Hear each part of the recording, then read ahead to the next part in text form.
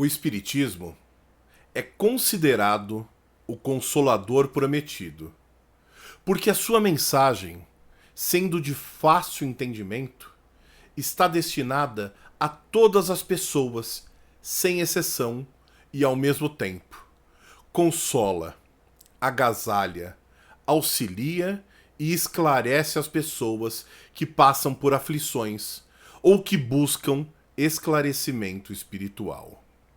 Sejam todos bem-vindos ao canal Mensagens Kardecistas e esse é o Esquenta de segunda-feira. Aquele momento de 10 minutinhos que nós fazemos as primeiras reflexões para o nosso estudo do Evangelho da semana, que tem o seu ponto alto na live do Evangelho no Lar, que acontece todas as quartas-feiras às 20 horas. Essa semana nós iniciamos o capítulo 6, o Cristo Consolador, e vamos estudar os itens de 1 a 4, o jugo leve e o Consolador prometido. A palavra jugo diz respeito à observância da lei divina que Jesus trouxe e, uma vez entendida e aceita, estabelece um vínculo de obediência que leva ao homem ao esforço de praticá-la. Moisés deixou para a humanidade a ideia de um Deus único. Jesus veio mostrar o caminho do bem, exemplificando a moral e a lei de Deus. O Espírito da Verdade nos esclarece em O Livro dos Espíritos que todos os sofrimentos encontram sua consolação na fé e na confiança de Deus. Jesus, meus irmãos e minhas irmãs, impõe uma condição para a sua assistência: a observação da lei de Deus, o amor e a caridade. O nosso querido amigo Emmanuel, que veio pela psicografia de Chico Xavier, nos recomenda a prece, a forma de contato da criatura com o Criador, feita sempre com o coração e não da boca para fora. A prece, minhas irmãs e meus irmãos, a prece é a forma que a gente tem mais efetiva para nos ligarmos a Deus, a Jesus, aos nossos mentores espirituais, aos espíritos que nos assistem, que a gente chama de anjo da guarda ou espíritos protetores. É a forma mais efetiva que todos nós temos de nos conectarmos com a espiritualidade. Muitas vezes, quando alguém que a gente gosta muito desencarna, a gente fica sofrendo, né? E não estou falando que está errado. Todos têm o seu período de luto, né? E cada um tem o seu, ele é muito particular. Mas o que eu quero dizer é que a prece é a melhor forma que nós temos de ajudar quem partiu antes de nós. O importante é que a gente entenda que Jesus nos deu o caminho. O seu evangelho, aquilo que estudamos todas as semanas, é que é o seu jugo leve, com a prática do amor e da caridade. Quando praticamos o amor e a caridade, o fardo fica mais suave. Muitas vezes na vida, né, a gente fala assim: Jesus, meu Deus, tá muito pesado. Para mim, tá muito difícil.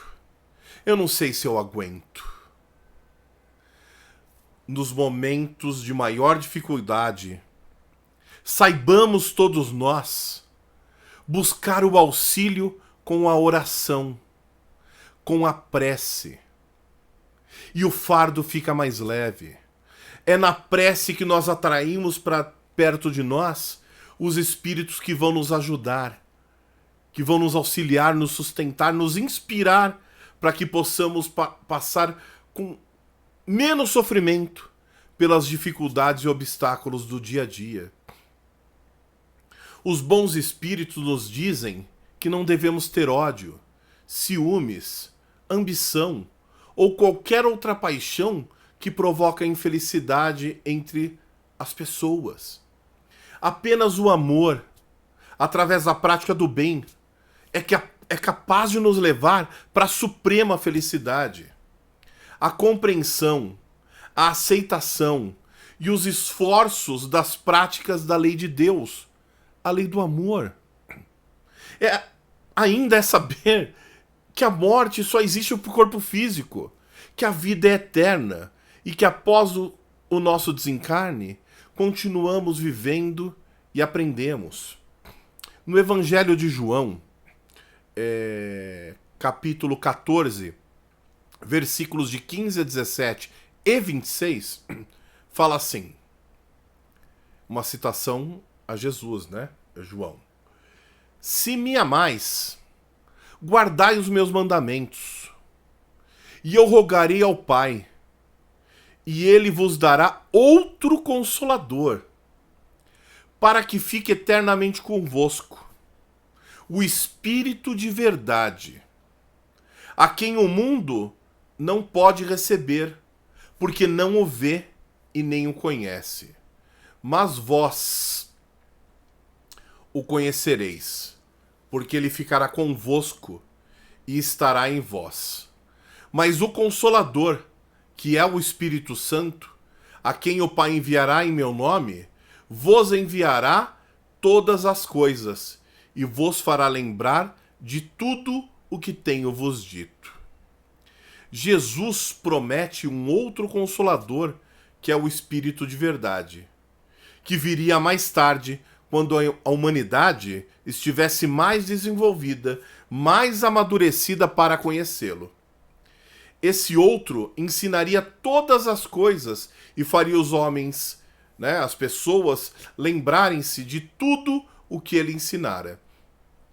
O Espiritismo, vindo na segunda metade do século XIX, quando a ciência estabelecera o uso da razão na aceitação das verdades possíveis, após uma explosão de mediunidade, a partir de 1857, na publicação da primeira edição do Livro dos Espíritos, mas isso já vinha de muitos anos e a mediunidade sempre existiu. Ela foi codificada, O espiritismo foi codificado a partir de 1857, mas manifestações mediúnicas sempre existiram, Então, ele fala, após uma explosão da mediunidade, trazendo revelações que poderiam ser comprovadas por métodos científicos, aceitas pelo raciocínio, pela lógica dos fatos. É esse Consolador prometido. Entendermos todos nós, então, minhas irmãs e meus irmãos, que todos os ensinos de Jesus, podendo ser comprovados de forma racional, tornam-se claros, demonstrando se constituírem no ideal a ser atingido pela humanidade, conforme nos falou Jesus. Eu sou o caminho, a verdade e a vida, e ninguém vai ao Pai senão por mim. Ou seja, pela vivência dos seus ensinamentos, e não por um rótulo religioso ou filosófico. O importante é a gente entender o seguinte, que com relação ao espiritismo, para nós espíritas a coisa está muito clara, mas muitas vezes outras pessoas duvidam do espiritismo, duvidam das manifestações, duvidam da mediunidade de médiuns famosos ou de mensagens recebidas. Então, fiquemos com a seguinte reflexão.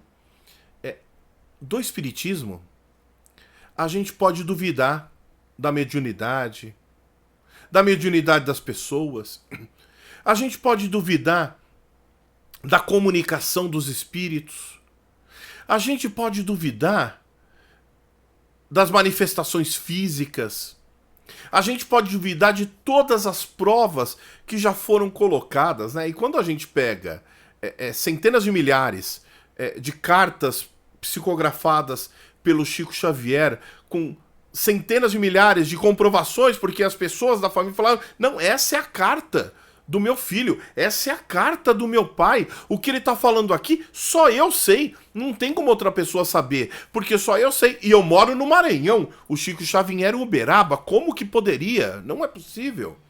Então a gente tem as comprovações, Mas a gente pode duvidar de tudo isso se quiser.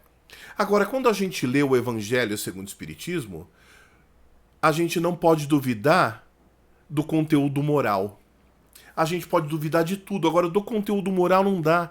Porque quando a gente pega um ensinamento pedindo para que a gente ame, para que a gente respeite, para que a gente trate o outro como gostaria de ser tratado, a gente pode duvidar de tudo, mas esse é um ensinamento moral que não tem dúvida. E para finalizar o nosso vídeo de hoje, Kardec ele escreveu o seguinte: o Espiritismo vem abrir os olhos e os ouvidos, porque ele fala sem figuras e alegorias. Levanta o véu propositadamente, lançando sobre certos mistérios, e vem, por fim, trazer uma suprema consolação aos deserdados da terra e a todos os que sofrem, ao dar uma causa justa e um objetivo útil a todas as dores. É isso, minhas irmãs e meus irmãos.